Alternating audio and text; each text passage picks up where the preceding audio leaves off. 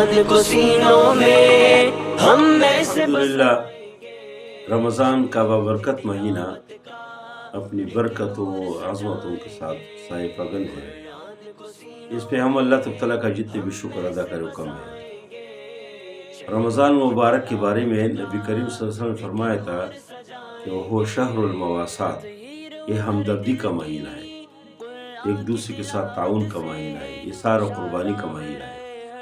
اس کا مطلب یہ ہوا کہ انسان اپنے آپ کو اوروں کو ترجیح دے، خود کم کھائے اوروں کو کھلائے، تو یا کم از کم خود جو کچھ کھاتے ہیں اوروں کو بھی کھلائے، خود جو کچھ پیتے ہیں اوروں کو پلائے.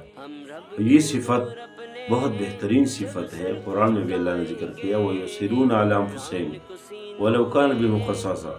صحابہ کرام کی صفت ذکر کیا کہ اپنے اوپر اوروں کو ترجیح دیتے ہیں، اگرچہ خود مشکل میں ہو، خود مشقت میں ہو، خود تکلیف میں ہو، پھر بھی اوروں کو ترجیح دیتے ہیں. اور صحابہ کرام کی زندگیوں میں اس طرح بہت ساری مثالیں ہیں کہ گھر میں کچھ بھی نہیں ہے، مہمان آیا اور خود نہیں کھایا، مہمان کو کھلایا.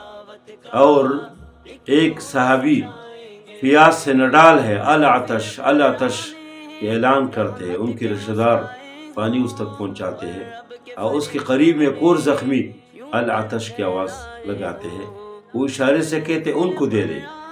اس کے قریب ایک اور العطش کی آواز لگاتے ہیں، وہ کہتے ان کو دے دے. اور 5-6 لوگ پانی پیے بغیر اللہ تعالیٰ کے دربار میں پہنچ جاتے ہیں، لیکن ایک دوسرے کو ترجیح دیتے ہیں، ایثار دیتے ہیں. یہ وہ مثال ہے کہ ایک مسلمان و مومن کے اندر بدرجۂ اتم موجود ہونا چاہیے. اور یہ رمضان کا تقاضا ہے، یہ ایمان کا تقاضا ہے.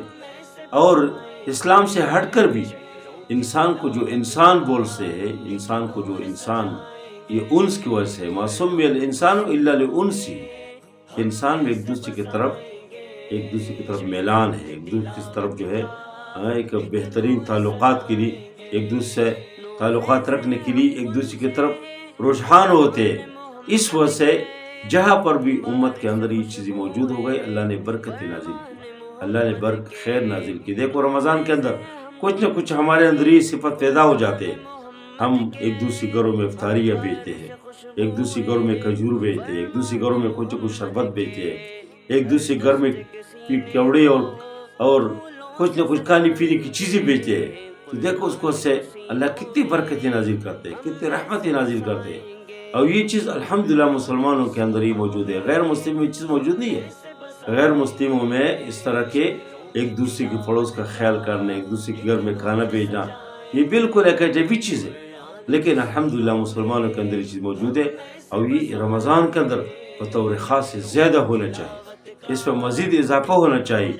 اگر ہم کسی کو باقاعدہ افطاری کا اہتمام نہیں کر سکتے، افطاری پہ کسی کو بلا نہیں سکتے، کم از کم گھر میں جو کچھ بن جاتے اور گھروں میں بھیجے، جتنی گھروں میں بھیج سکتے ہیں، پڑوسیوں میں بھیجے، آس پاس میں بھیجے، کوئی مسافر ہے ادھر بھیجے، تاکہ وہ لوگ بھی اس میں شریک ہو جائے، وہ لوگ بھی آپ کے کھانے سے آپ کا کھانا کھائے، آپ کے جو گھر میں جو ساگ بن جاتے ہیں، دال بن جاتے ہیں، اس کے اوپر افطار کرے.